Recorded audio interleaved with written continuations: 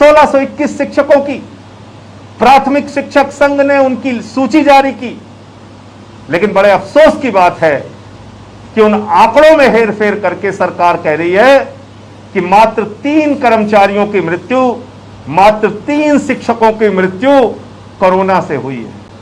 उत्तर प्रदेश के लगभग हर जिले के गांवों की स्थितियों का अगर आप आकलन करेंगे तो गांव-गांव में इस वक्त कोरोना के कारण लोगों की मौत हो रही है, और इसीलिए आप देख रहे हैं कि शमशानों में लाशों की लंबी कतारें लगी हुई हैं।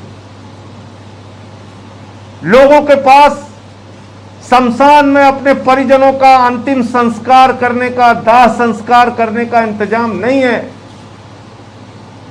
उनको लकड़ियां नसीब नहीं हो रही हैं। और हमने देखा कि प्रयागराज के घाट पर हजारों की संख्या में जिनको लकड़ियां नसीब नहीं हुई, अपने परिजनों का शव लोगों ने हिंदू रीति रिवाज के विपरीत बालू खोदकर जमीन में गाड़ दिया। यह उत्तर प्रदेश की मजबूरी की दशा है लोगों की। यह उत्तर प्रदेश में लोगों के सामने विडंबना और पीड़ा है, जिसको शासन और प्रशासन नजरअंदाज करने में, झूठ बोलने में और अपनी पीठ थपथपाने में लगा हुआ है। उन्नाव में हमने देखा बालू के रेत के नीचे लोगों ने अपने परिजनों के शव गाड़ दिए।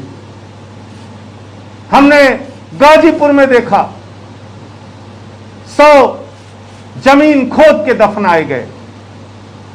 मजबूरी क्या है कि लकड़ी नहीं मिल रही है अंतिम संस्कार के लिए।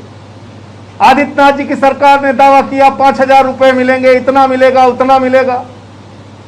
अरे जब आपकी योजना ठीक है, अगर आपकी सरकारी योजनाएं सही रूप से जमीन पर लागू हो रही हैं, तो फिर क्यों लोग अपने घरों के शव जमीन में और बालू के रेत के नीचे गाड़ रहे हैं?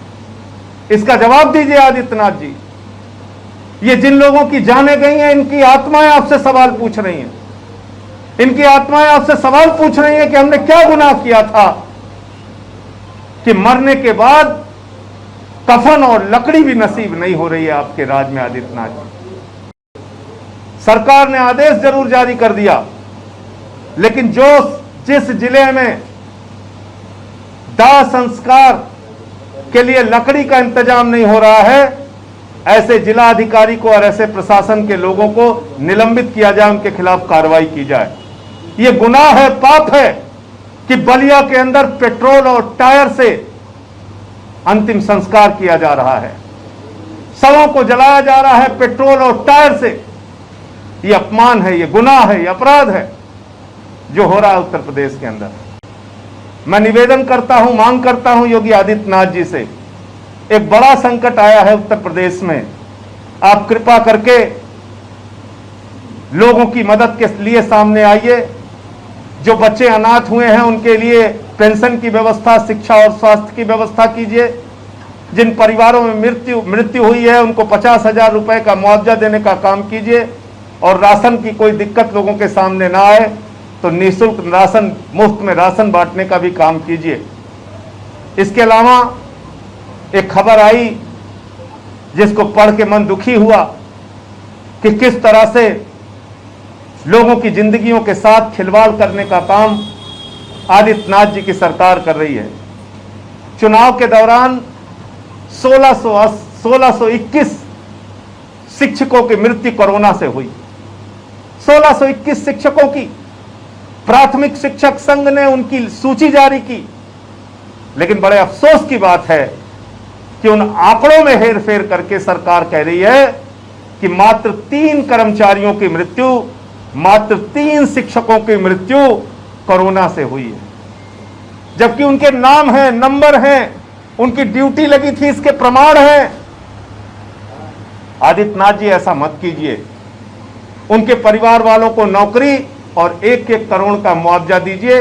आम आदमी पार्टी ऐसी मांग करती है। 1621 लोगों की मृत्यु चुनाव के दौरान हुई।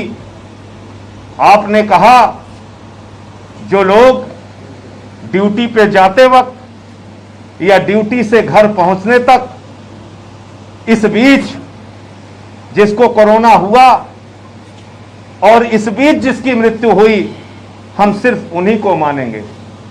ये अजीब बात है। अगर कोई व्यक्ति चुनाव की ड्यूटी से संक्रमित हुआ, घर पर आया, इलाज के दौरान अस्पताल में उसकी मृत्यु हो गई, उसको आप मृत्यु नहीं मानेंगे?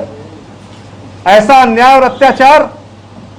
तो इसलिए जो आंकड़े सामने आए हैं, और हाईकोर्ट ने भी आपसे पूछा है, और हाईकोर्ट ने तो ऐसी तल्ख टिप्पणी की है, तो कोई दूसरी सरकार होती तो शर्म से डूब के नाक भर चुल्लू में अपना नाक रगड़ लेती।